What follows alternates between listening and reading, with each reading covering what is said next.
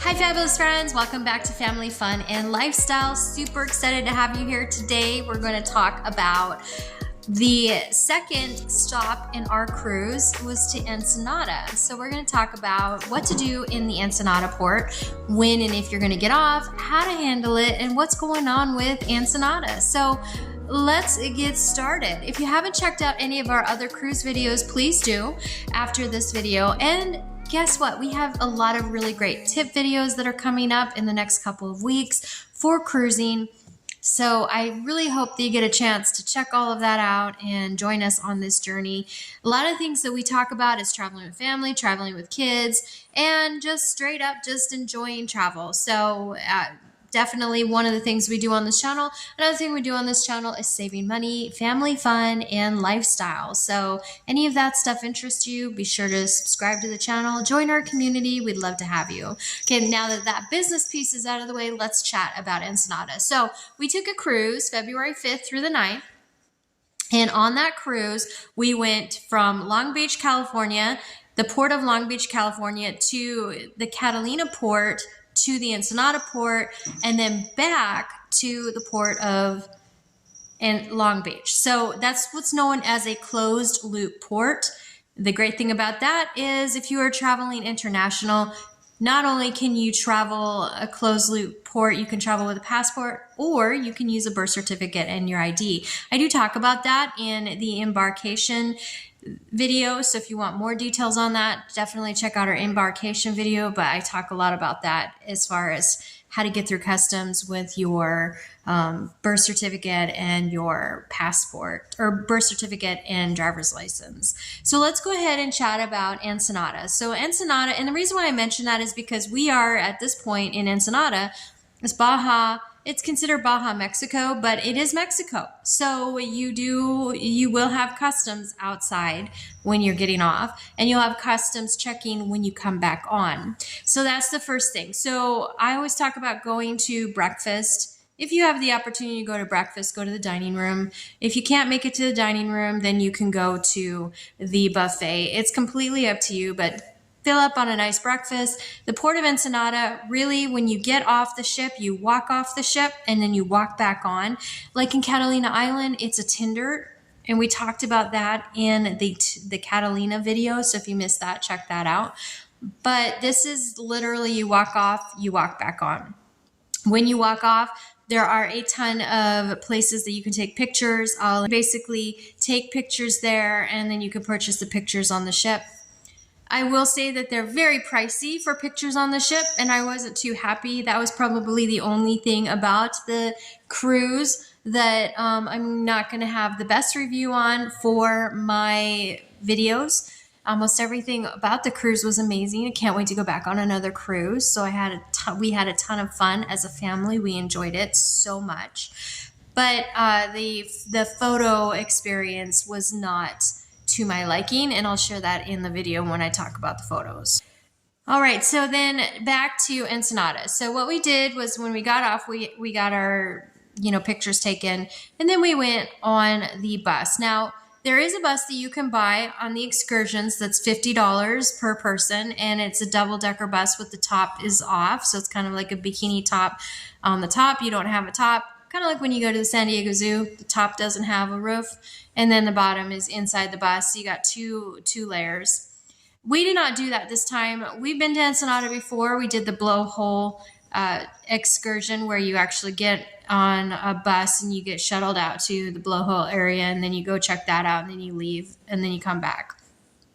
Wasn't my favorite excursion because of the fact that when we're walking up to the blowhole, we're walking up this steep incline to the blowhole, and as we're walking up this steep incline, we have a lot of people coming at all different sides trying to sell us stuff, and they weren't it was pretty aggressive with the sales. So that was not my favorite excursion.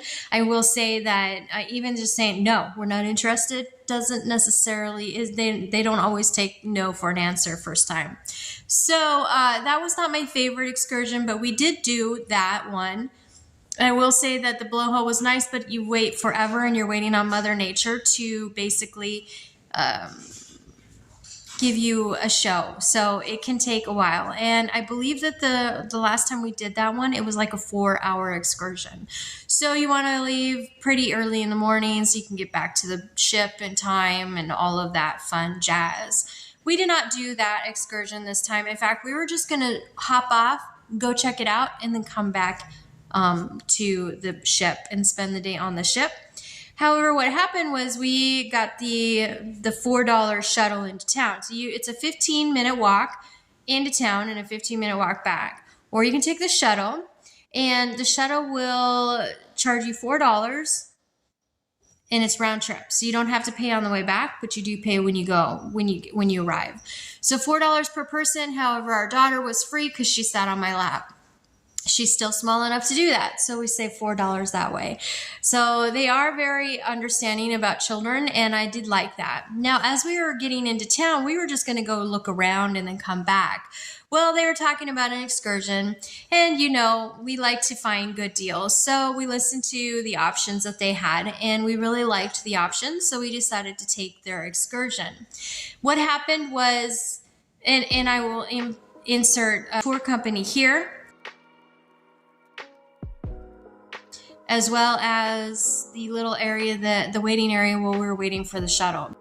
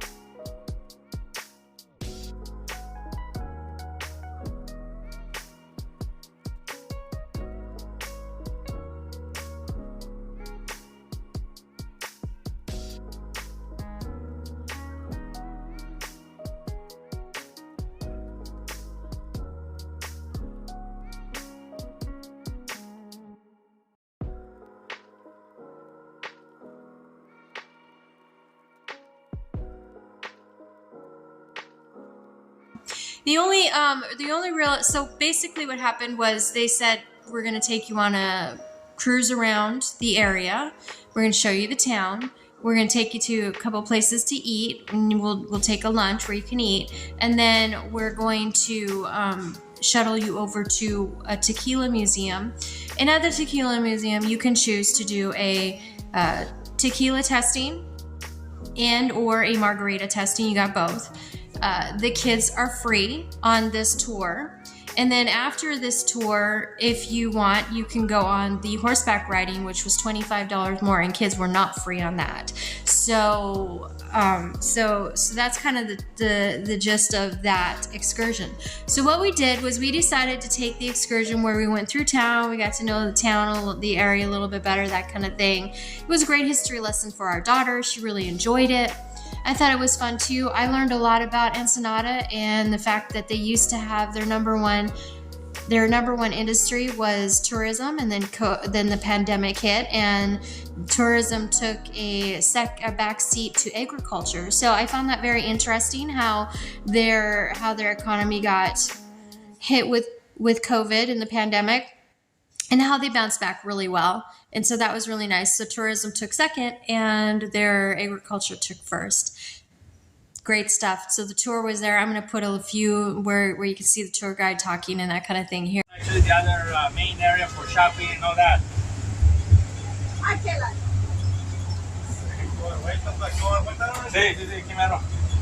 This area right here is actually populated by mostly American people. We actually have here in Ensenada the largest population of retired Americans in all Mexico, believe it or not. We have, right now, the population in Ensenada, total population is 700,000 people. Out of those, 200,000 are retired Americans. Wow. Over 200,000 retired Americans in the city. The reason they actually live here is because it's actually comfortable, it's cheap, exactly. And it's also safe. We are the safest port in Mexico right now. And the busiest cruise ship port in Mexico. Yes, ma'am.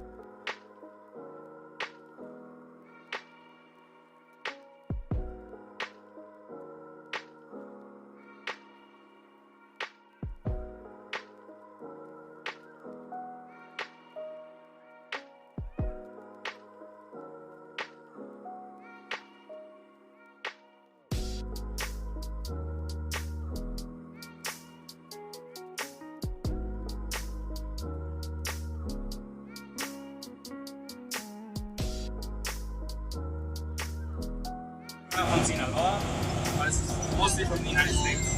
What about from Canada? Yeah, we have Canadians too. Oh yes, that's in BC license plates. But it's mostly California. See right there, the license plates? Yeah. Oh, you see a lot of cars from California. I can't believe it's only an hour from San Diego. 1 hour. 1 hour to the border and then about 3 hours wait to cross. That's the bad thing, the crossing. This is actually the commercial port. So we actually have the cruise ship port, and we also have the commercial port with the container ships. We happen to export a lot of stuff from here. We actually have 3 main industries. One of them, or the number one, is actually agriculture, farming. That's the main one. And then tourism, and then manufacturing. So that's why we have the container ships, because we manufacture a lot of stuff here, and we send it by boat and also by land. We're seeing cucumber. All that is going in tons and tons to the United States. We grow a lot of the other stuff too, like cilantro, chiles, all that. But the main crops we're sending is that. And then we don't have any tropical climate fruits here because we don't get tropical. The hottest we get is 90 degrees with very low humidity, and the coldest we get is 50 degrees. Wow. It's really nice weather too. Really, so you don't ever have snow? Similar to San Diego, no, never. Never. Wow. We don't get snow either. Those guys right there wearing the blue, that's the tourist police. So anytime they see somebody suspicious, you can see they're going. That's why crime is really low, because those guys are always around, always patrolling. Other than the army, the city police is really good here in town too. Those guys actually they're not for you guys. They're to protect actually the tourism. That's why it's tourist police, because they're here to protect you. Yeah. That's good. That's the main shopping street right there. It's called Lopez Mateos. We're gonna stop in a moment there. We're gonna take you to a little bit of the old houses here. That's actually a museum. It used to be the old custom house. Now it's actually a museum. You can see some very old houses. Some of the houses you're going to see up ahead, they're from the beginning of the city. So there are some of them that are 130 years old. There are some other pictures here. And then after that, we went on the Tequila Museum, and we went through an actual tour of the Tequila Museum. So the Tequila Museum was really nice. It was interesting learning how tequila is made. I mean, it really is. It was very knowledgeable. The lady Diana, who was our tour guide, she was amazing, and I will insert her picture here, her TikTok here, so you can go ahead and check her out. She really did. She was very knowledgeable, really good. The great thing about this is the tequila and the margarita testing was at the end of the tour, and they were only tiny little shot glasses. It wasn't like anybody was drinking to get drunk on the tour. They were tasting the different flavors from each different bottle, and they were getting an idea of how it all with the manufacturing.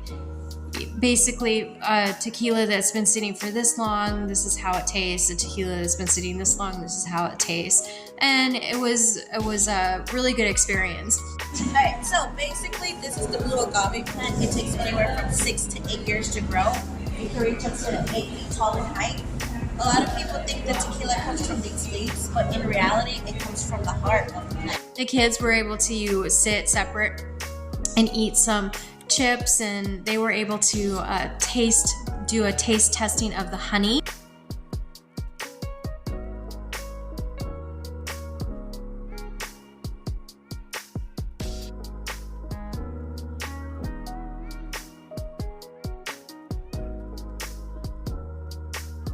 and that was free for them, which was kind of nice.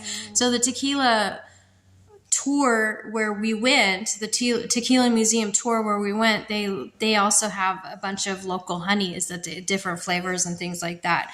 So Bella really enjoyed the different flavors. Now, if you go on the tour, whether you buy the margarita tour taster or whether you buy the tequila taster, you still are there while everybody else is doing it. So just keep that in mind. If you're not a drinker, you're going to still sit there and be part of that's part of the thing. So even though you pay extra for the tequila and you pay extra for the margarita, I think it was $5 for the tequila testers and $5 for the margarita testers. And so you're paying extra, even if you don't pay extra for those and you don't do them, where we had people on our group that don't drink. So if you don't pay extra for those, you're still sitting there waiting as they're going through it with the taster. So a lot of people will kind of share their little shot with the rest of the people that didn't pay extra. So like if you have people in your family that went and say like grandpa didn't pay extra, but he would drink half of somebody else's. Of course, you don't share with kids.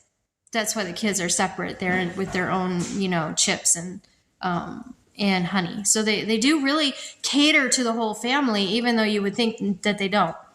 So that's kind of the way the tequila tour, the tequila museum tour, and the margarita and the tequila testers went. Lime, this is peach, hibiscus, pineapple, and tamarind. And these are margaritas, and this is lime. Yes. Okay. Awesome. Thank you. And these are margaritas. Yes. What's the salt on these? Oh, this is turmeric. This is salt. This is tahini with lime, salt, and it's called chile de árbol. I believe it's like, kind of like paprika, but the spicy one, like Thai chili, I guess. Yeah. I don't know what it would be called. And this is the salt with grinded down hibiscus. Okay. Yeah, and this one's the hibiscus. Okay. Awesome. Thank you. Thank you so much. Thank you so much. So this first one we're drinking, I think it's this drink. It was really good. And then they take you back to the ship, so you're not driving. So if you are going to drink some tequila, and that's again your choice. Again, if you're not going to drink any tequila, you're still there with the group. And so keep that in mind if you take this tour. You're still there with the group. The people who went on the horseback riding, they went on a separate tour after the tequila taster and the museum tour. And the others who were not on the museum tour or the tequila tasters, they were shuttled back to the bus depot, and then the bus depot shuttled them back to the ship. So that's kind of how the tour worked. It all worked really well.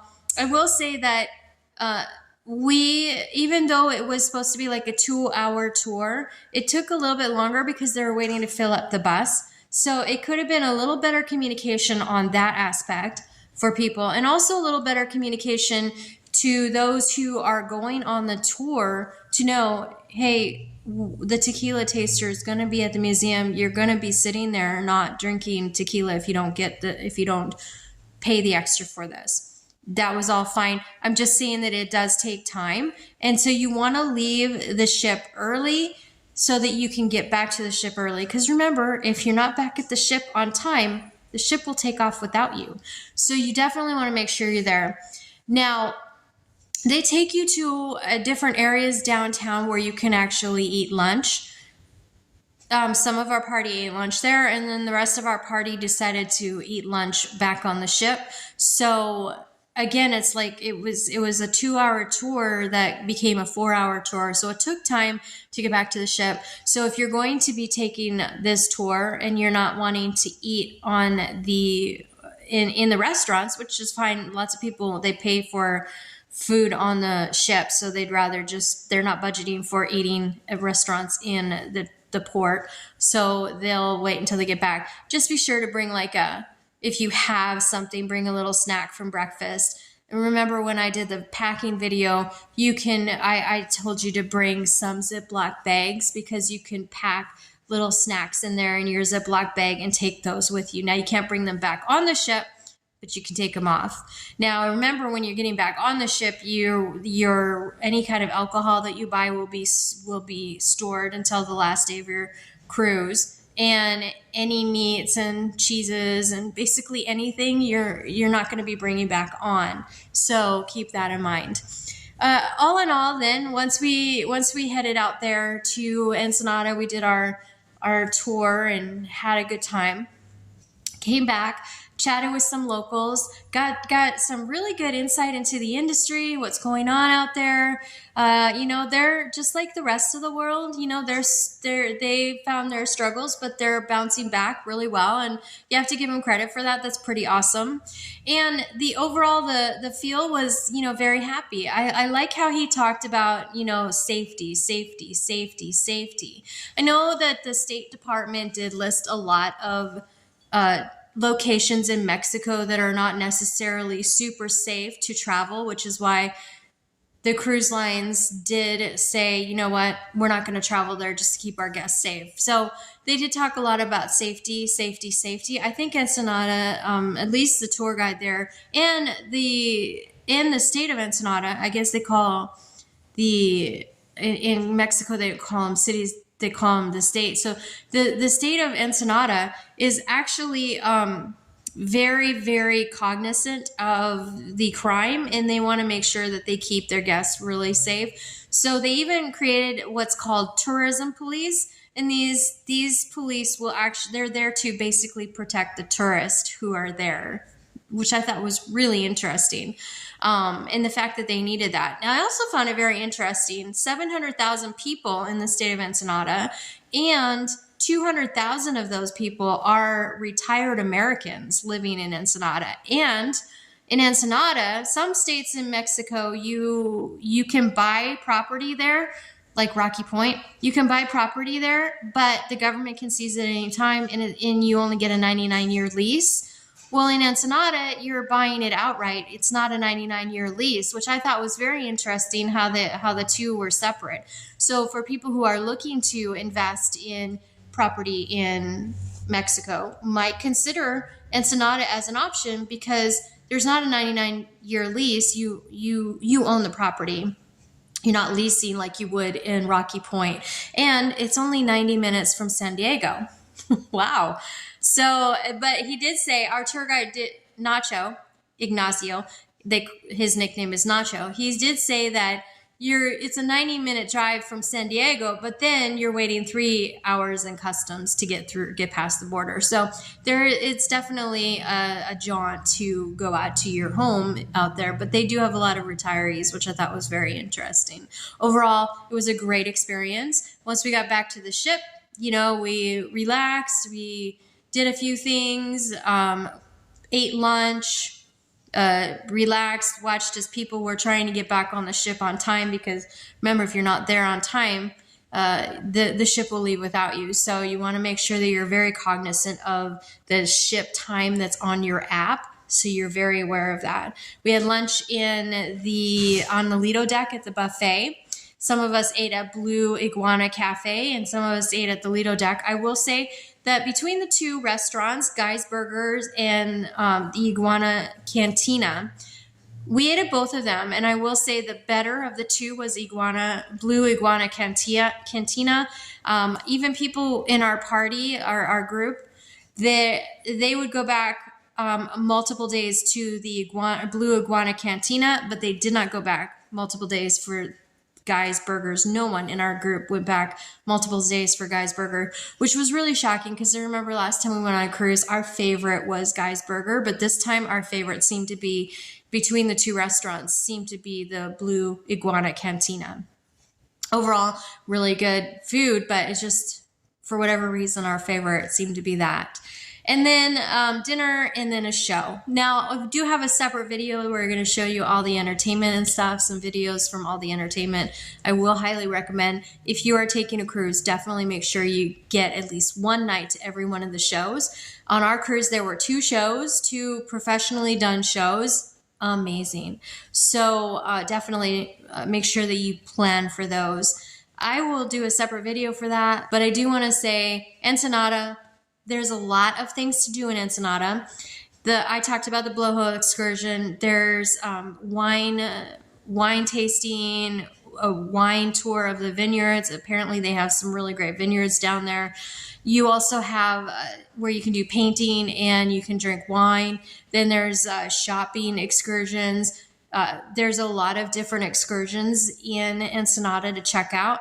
Look in your app to find those when your planner when you're planning your cruise, and decide what's the best one for you. So I've named off a bunch of different excursions there. They have horseback riding, ATV, they have Jeep riding, they have painting and drinking wine and wine tours and a lot of fun stuff. I believe they even have some, we did not do this I believe they even had some surfing, some water, like surfing and things like that, and kayaking. No, they did have surfing and kayaking. Didn't do those because our daughter is too young. Zip lining as well. So there's a lot of different excursions that you can do in Ensenada. And I talked to some of the locals. There's a lot of really great places to check just outside of Ensenada, or just on the other side, outside of the tourism district. There's a lot of great places to check out as well. So, but when you go outside of that tourism district, you do want to be cognizant of safety.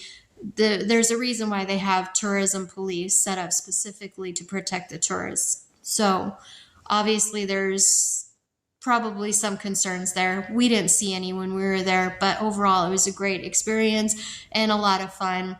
And definitely highly recommend. I recommend our tour. I do. I think it was a really great tour. I did mention the things that were minor. I will say that be careful when you're going in the shops, because they can be a little pushy and it can get a little unnerving, because it's just you've got people constantly coming up to you. But also I will say that overall not a bad experience, really great fun, and fun was had by everyone. So 6 of one, half dozen of another, if you can take that. And then also our tour guide, Ignacio, thanks for the tip, Nacho, said never, never, never, never take the first offer. This is a tip for everybody shopping in Mexico. Never take the first offer when you're trying to negotiate something. If you see something you like, negotiate. Haggle, work it down for the price, because that first offer is not their bare bones minimum offer. They'll take something lower. So this is what I'm willing to offer, take it or leave it kind of thing, and see what happens. You might get some really great deals. All right, that's it for this video. Thanks so much for tuning in. Check out all of our videos on the cruise. If you like saving money, family fun, and lifestyle, you're going to love this channel. So come enjoy. Oh, and travel, of course. You're going to love this channel. So join us and subscribe to the channel and be part of our community. We love to have you. If you'd like to support this channel even more, I do have a link down below of a community, an online membership community that I've created that is only $5 a month. Basically what I do is I go in there and I put a lot of tips and tricks, life coaching tips and tricks, various different tools and techniques that I've learned over the years through school. I put all of that in that membership club so that you can go ahead and work on, it's kind of like a do-it-yourself, create a balanced and happy life, and create and design your desired future. So join us over there. It's only $5 a month. It helps us out here, but also it will help you out. And I think you should always get, I'm about saving money, right? So I think you should always get something good for the money that you spend. And so I try to make sure put a lot of really great stuff and content over there. Thanks so much for tuning in. I'm Jamie, and this is Family Fun and Lifestyle. We'll see you soon. Bye.